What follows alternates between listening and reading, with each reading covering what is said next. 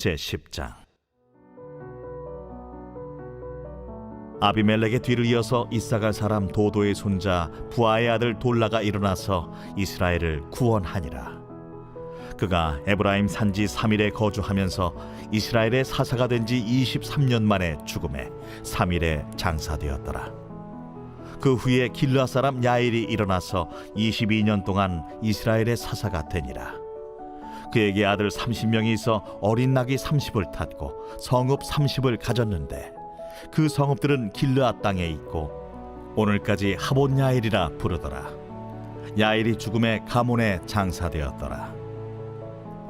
이스라엘 자손이 다시 여호와의 목전에 악을 행하여 바알들과 아스다롯과 아람의 신들과 시돈의 신들과 모압의 신들과 암몬의 자손의 신들과 블레셋 사람들의 신들을 섬기고 여호와를 버리고 그를 섬기지 아니하므로 여호와께서 이스라엘에게 진노하사 블레셋 사람들의 손과 암몬 자손의 손에 그들을 파심해 그 해에 그들이 요단강 저쪽 길르앗에 있는 아모리 족속의 땅에 있는 모든 이스라엘 자손을 쳤으며 18해 동안 억압하였더라.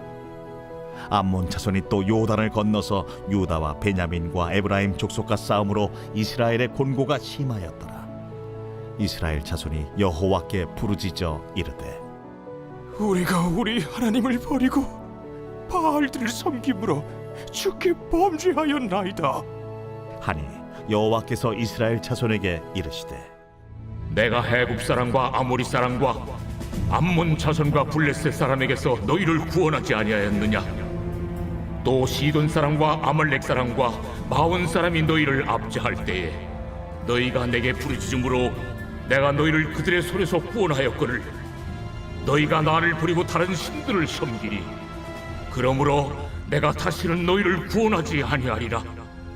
가서 너희가 택한 신들에게 부르짖어 너희의 환난 때에 그들이 너희를 구원하게 하라 하신지라.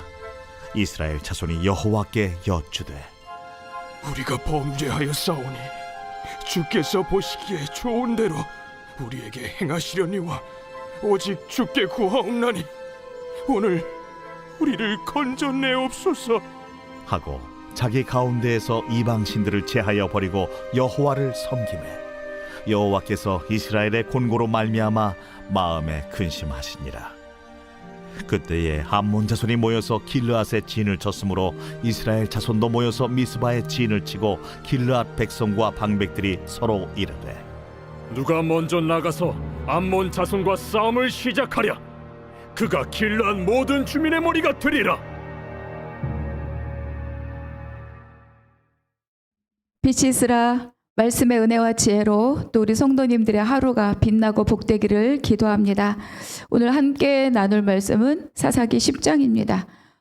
6, 7, 8장 그리고 연이어서 9장 이제 총 4장에 걸쳐서 기드온 그리고 기드온의 첩의 아들 아비멜렉 이 두 사람에 대한 기록이 이제 다 끝을 맺었습니다. 그러니까 기드온과 관련된 이 4장에 걸쳐서 쭉 말씀을 따라 이렇게 읽고 묵상하면서 정말 마음에 그런 또 질문들이 많이 생겼어요. 나는 정말 하나님 앞에서 정직한가? 또 나의 말, 나의 행동은 정말로 하나님 보시기에 하나님 앞에 부끄러운 것은 없는가?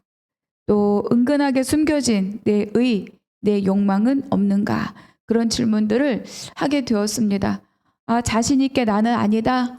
이렇게 말할 수 없더라고요. 그래서 이 사사기를 따라 읽으면서 뭐 알고 있는 사실 뭐 이런 거를 재확인하고 이런 거보다 정말 이 사람에 대한 또 저 자신에 대한 그런 생각들을 다시 한번 해보게 됩니다. 근데 놀라운 것은 이제 기드온이 자기 살아생전 가운데는 자기가 뿌린 이 죄의 열매들을 보지 못했죠. 이것 또한 기드온에 대한 하나님의 은혜가 아니었는가 그런 생각들을 또 해보게 되었습니다. 이제 그 기드온이 뿌린 죄의 열매는 그의 첩의 아들 아비멜렉이 결국은 맺게 된 겁니다. 그래서 70명의 아들을 다 한 번에 죽임을 당하고 이제 막내 요단만 생존한 거죠.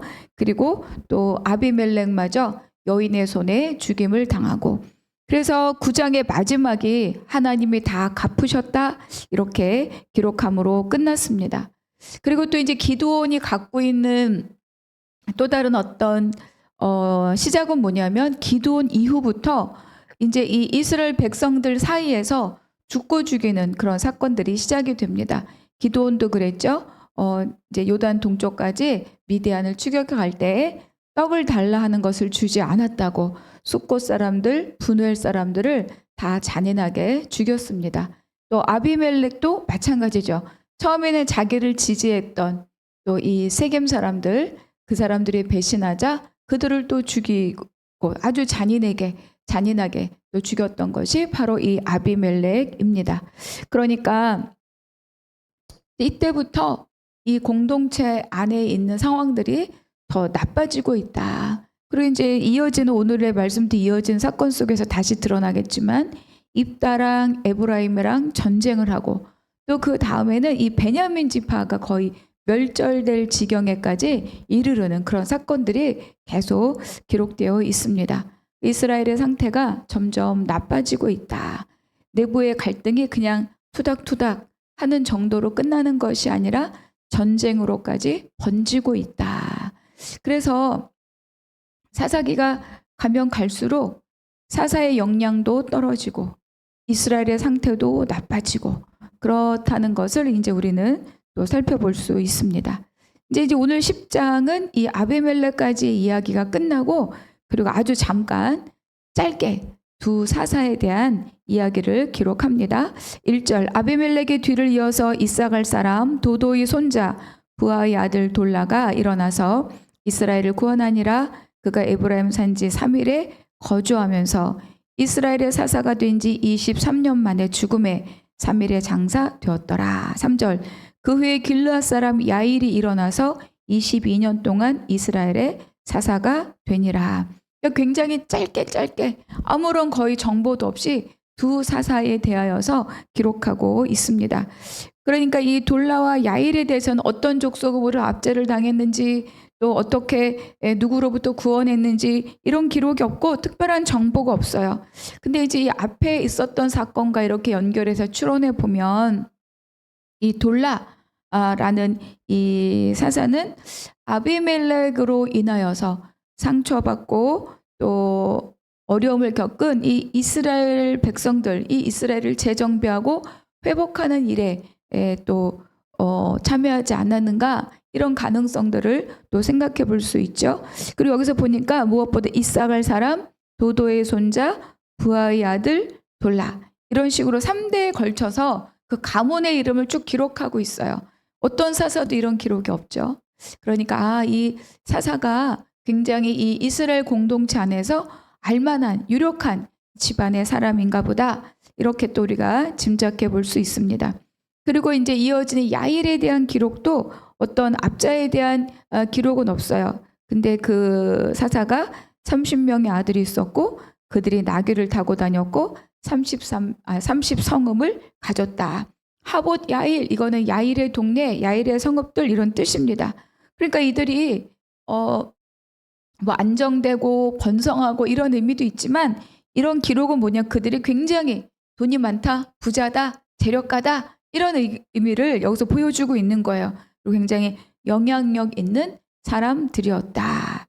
그러니 이제 여기서 우리가 보는 것은 뭐냐면 두 사사 모두가 다 사사들이 일어날 때 하나님이 행하셨음에 대한 하나님이 부르신 것에 대한 기록이 지금 없습니다.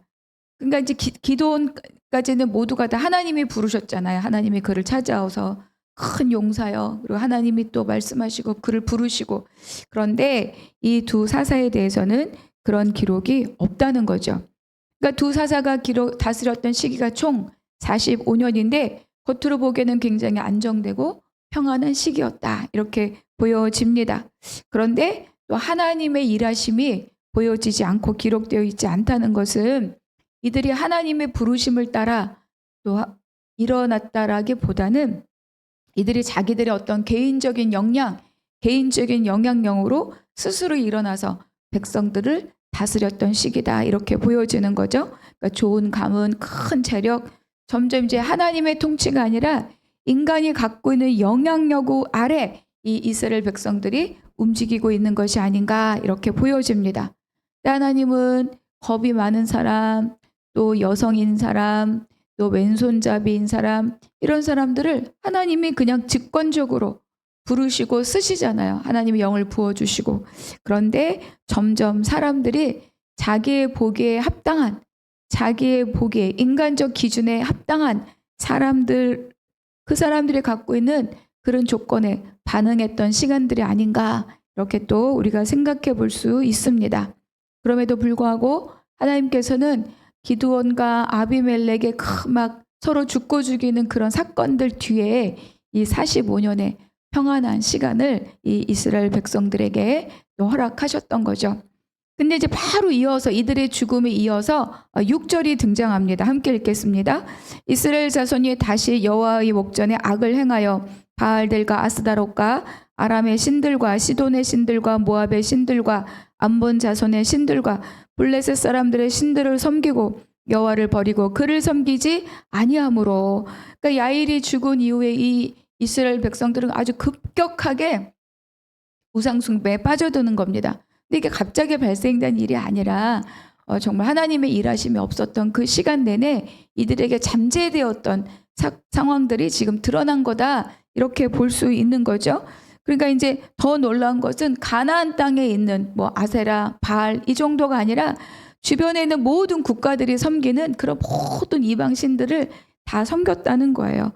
그리고 마치 우상들의 백화점처럼 우상들이 모두 다 여기 지금 총동원되고 있는 거죠.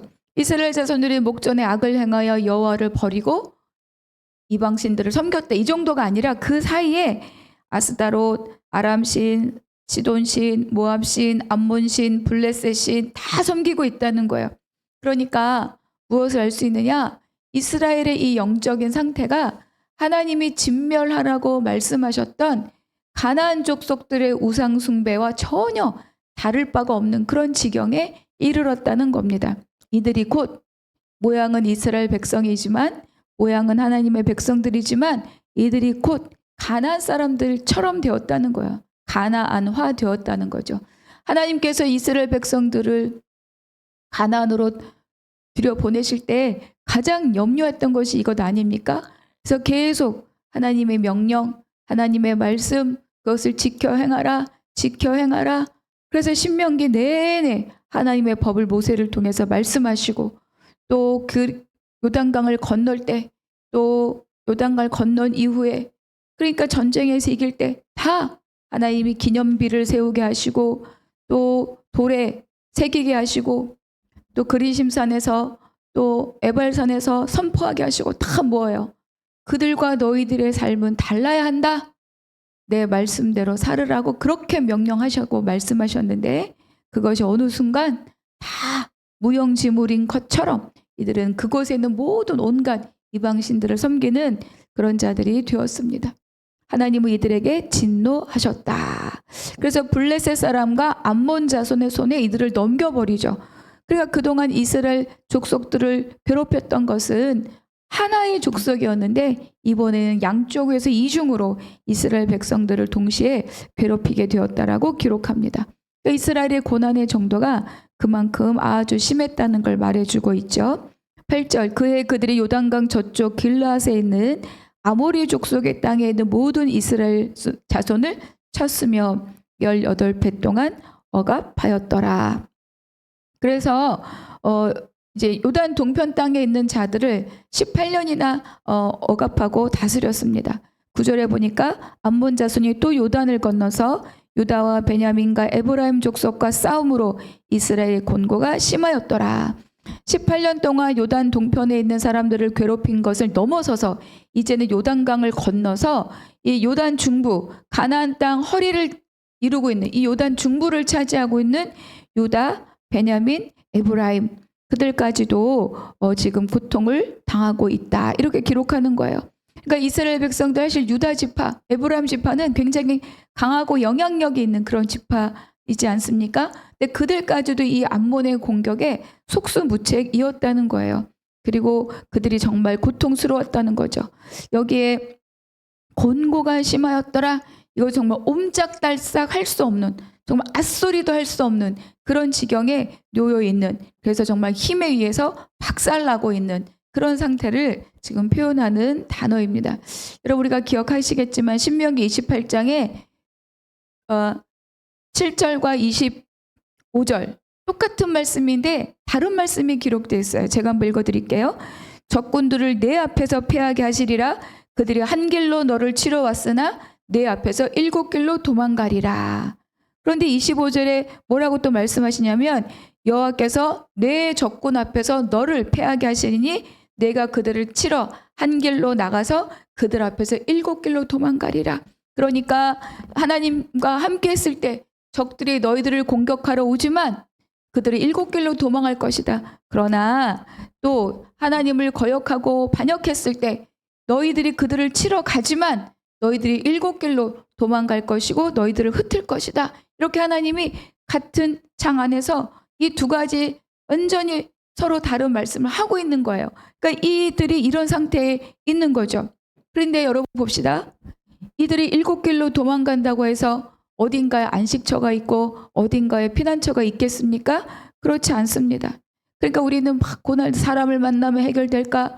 돈을 얻으면 해결될까? 살 길을 찾아 막 여기저기 떠돌아다니지만 그런 어느 길로 도망가고 어느 길로 가도 살 길이 없다는 겁니다. 오직 하나님이 풀어주셔야만 끝나는 거죠. 얼마나 고단하니까 그 인생이. 이들이 지금 그런 상황에 놓여 있는 거예요. 10절 이스라엘 자손이 여호와께 부르짖어 이르되 우리가 우리 하나님을 버리고 바알들을 섬김으로 주께 범죄하였나이다 하니. 백성들이 처음으로 자기들의 범죄 그리고 하나님의 징계의 이유를 자기 입으로 고백합니다. 부수고 깨지는 그런 고통을 당하고 나서야 진짜 자기들의 죄가 무엇인지 깨달았던 거죠. 그런데 하나님께서는 그래 알았다. 그리고 구원자를 바로 세워주시지 않습니다. 오히려 이들의 요청을 거절하시는 거죠. 그래서 하나님이 그동안 그들을 어떤 경우에 구원하셨는지 다 낱낱이 다 말씀하셔요. 그럼에도 너희들의 행한 일이 무엇이냐? 그렇죠. 14절 같이 읽겠습니다. 가서 너희가 택한 신들에게 부르짖어 너희의 환난 때에 그들이 너희를 구원하게 하라 하신지라. 이것도 섬기고 저것도 섬기고 다 하지 않았느냐? 나한테 오지 말고 너희들이 섬겼던 너희들이 그렇게 떠받들었던 그 신들한테 가서 구원해 달라고 해라. 나는 너희들과 상관이 없다. 하나님께서 이렇게 말씀하시는 거죠. 여러분 가장 무서운 게 이겁니다. 하나님이 그냥 내버려 두실 때 그들의 죄가 극에 달했을 때 하나님께서 그들을 그냥 그 죄에 그 악에 내버려 두시는, 하나님 지금 그렇게 말씀하고 계신 거예요. 내가 너희와 상관이 없다. 니들이 그렇게 섬기던 그 신에게 가서 해결해 달라고 해라. 너희들이 그렇게 좋아하던 돈으로 해결해 봐라. 너희들이 그렇게 따라다니던 사람, 명예, 권력 해결해 봐라. 그렇게 말씀하는 것과 마찬가지입니다. 이스라엘 백성들이 얼마나 난감했겠습니까? 그것 갖고 안 된다는 걸 알잖아요. 15절 이스라엘 자손이 여호와께 여쭈되 우리가 범죄하였사오니 주께서 보시기에 좋은 대로 우리에게 행하시려니와 오직 주께 구하옵나니 오늘 우리를 건져내옵소서 하고. 16절까지 같이 읽어볼게요. 자기 가운데서 이방신들을 제하여 버리고 여호와를 섬김에 여호와께서 이스라엘의 권고로 말미암아 마음에 근심하시니라. 여러분 이 15절 말씀이 엄청난 회개의 말씀인 것 같잖아요. 그런데 이거를 잘 들여다보면은 굉장히 여기에 그 어떤 뭐라 그래야 되나 굉장히 이기적이라고 해야 되나 굉장히 아전인수격인 이 이스라엘 백성들의 마음의 태도가 보여집니다. 이 구절을 메시지 성경에서는 어떻게 번역했는가? 그러나 이스라엘 백성이 하나님께 아뢰었다.